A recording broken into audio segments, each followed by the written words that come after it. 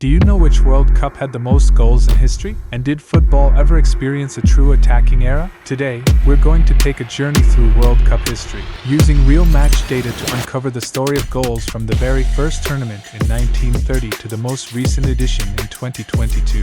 The data you are about to see comes from a public dataset that includes every single goal scored in the World Cup. In this episode, we are focusing on the total number of goals per tournament, rather than the average number of goals per match. This approach allows us to get a glimpse of how the offensive intensity of football has evolved over the past century. Let's start at the very beginning. In the 1930s and 40s, World Cups were much smaller. Fewer teams meant fewer matches, and as a result, total goals stayed under 90. But that all changed in 1954 in Switzerland. The tournament exploded with 140 goals, the highest at the time. That year, Hungary's golden team and West Germany gave us one of the most thrilling attacking displays in football history. The late 50s and 60s gave us a wave of attacking football. Brazil, with the legendary Pelé, lifted 3 trophies between 1958 and 1970. Goals surged, and the World Cup became not just about winning, but about entertaining the world. 1966, 1970. These years produced plenty of goals, and Brazil's dominance cemented an attacking golden era. But then, football changed. From the 1980s into the 90s, defenses became stronger, more organized, and far more tactical. 1982 still had fireworks, but by 1990 in Italy, the tournament recorded just 115 goals, one of the lowest ever. Fans still remember that World Cup as slow and overly defensive, with the Italian Catenaccio style dominating. In the 2000s, things began to change again. With more teams, more matches, and more attacking superstars, goal totals climbed back up.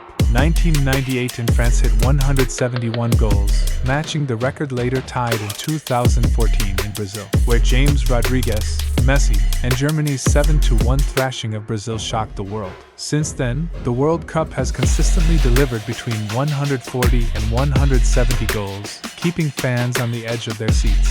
So what's the overall trend here? If we stretch the timeline out, you'll see that World Cup goals actually tell a dramatic story of highs and lows. In the early decades, from 1930 to 1950, the total number of goals was relatively low. Most tournaments had only around 70 to 80. Why? Simple. There were fewer teams competing and fewer matches being played, so naturally, there weren't as many goals. But then, in 1954, the World Cup in Switzerland, everything changed. The total goals skyrocketed to 140. It was basically a goal feast. Imagine that. The games were nearly all-out attack, with tactics not yet as defensive. Goals just kept coming, and the fans couldn't get enough. But that high point didn't last long. By the time the 1962 World Cup in Chile rolled around, the goal count dropped dramatically to around 90, a clear shift. And there's a key reason behind that. Teams began to focus on defense. Solidifying the backline became the top priority, and as a result, goals took a sharp decline. After that, the number of goals gradually increased, with a more balanced attack and defense, and the games became more open. However, in the 1990 Italy World Cup, the total goals dropped to under 100, with a slow pace and defensive dominance, earning it the nickname, the most boring World Cup. The turning point came in the 1998 France World Cup, when the tournament expanded to 32 teams, and the goal count surged to 160, marking the start of a high goal era. From then on, every World Cup has had at least 160 goals, even surpassing 170 in some cases, with the 2014 and 2018 World Cup setting new records, and the 2022 World Cup maintaining this high level. So, it's fair to say that the modern World Cup has entered a whole new era. Bigger in scale, more goals, and way more excitement. But that also raises a new question. With the 2026 World Cup expanding to 48 teams, could we be about to witness the very first time in history that the total number of goals breaks the 200 mark? What do you think? Will this record finally be shattered? Next up, let's take a look at the timing of goals in the World Cup. You'll notice, goals aren't spread out evenly. In the first half, the numbers stay pretty steady, but as the match goes on, especially after the 80th minute, boom, the goals start pouring in. Why is that? Because at this stage, teams usually go all in. They'll either take risks in attack, or capitalize on defenders running out of gas. The result? Some of the most exciting, game-changing goals often come right at the very end. So, next time you're watching a World Cup match, remember this: don't switch channels late in the game, because the real fireworks usually happen in those final minutes. Alright, let's take a look at the total goals by tournament. From the chart, you can clearly see how the numbers have changed over the years in both the men's and women's World Cups. Starting with the men's side, the overall trend is on the rise. In fact, a few tournaments stand out with way more goals than the rest. True, goal fests. Now for the women's side, the total goals are climbing as well,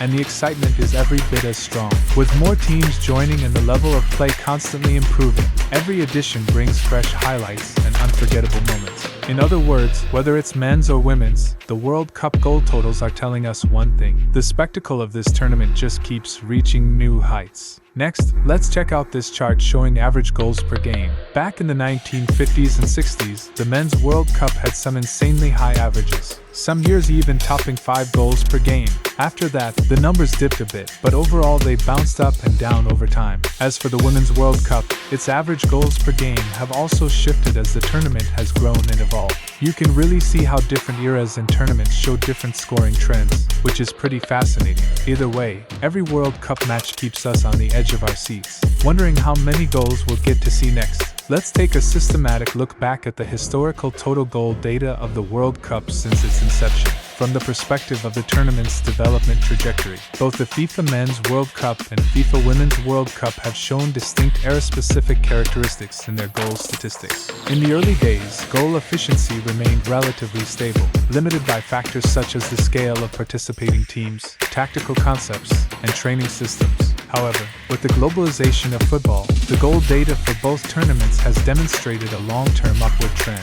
Looking at the key influencing factors, first is the driving force of tournament expansion. The Men's World Cup started with 13 teams in its inaugural 1930 edition and has gradually expanded to 48 teams by 2026. The Women's World Cup, which began with 12 teams in its first 1991 tournament, had expanded to 32 teams by 2023. The increase in the number of participating teams directly expands the tournament's sample size, laying the foundation for growth in total goals. Second is the evolution of offensive tactics and the improvement of players' abilities. Modern football strategies such as high pressing, wide attacks, and optimized set-piece tactics have significantly boosted offensive conversion rates. At the same time, players' physical fitness reserves and the refinement of their skills have improved markedly, further driving up the number of goals. Every World Cup, built on this developmental context, creates unique goal highlights. There are classic moments like hat-tricks and game-winning goals in the Men's World Cup,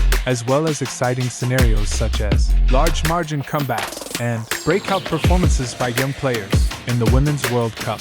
As a core quantitative indicator of tournament watchability, total goal data directly reflects the phased breakthroughs of the World Cup in terms of competitive level, tournament scale, and viewing value. Its consistent upward trend also confirms the vitality of this global event. Notably, with the Men's World Cup set to feature 48 teams for the first time in 2026, the number of matches will increase from 64 to 104. Combined with potential further expansion plans for the Women's World Cup in the future, the total number of goals in future World Cups is highly likely to reach a new breakthrough threshold. Given this trend, you can never predict which tournament will break the previous total goal record, and this uncertainty is precisely what makes the World Cup so captivating. Football has always evolved, from Pelé's Brazil to Messi's Argentina, from defensive walls to attacking fireworks. Every World Cup tells a different story, written by goals. Which tournament do you remember most for its goals? Was it the chaos of 1954, the magic of 1970, or the drama of 2014? Feel free to let me know your answers in the comments section. If you enjoyed this presentation that combines data with football history, don't forget to like and subscribe. Stay tuned for more visual explanations of World Cup-related data.